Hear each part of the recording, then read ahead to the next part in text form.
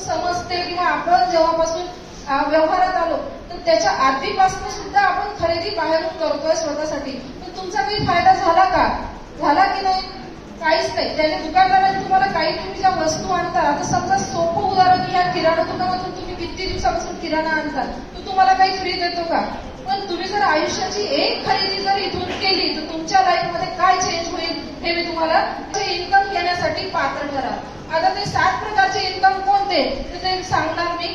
Retail income आहे, एक त्याच्यात एसटीबी आहे, performance bonus, rank income, loyalty income, NTC club bonus आणि रॉयल्टी इन्कम, असे 7 प्रकारचे इन्कम आपण फक्त एका खरेदीला मिळतो.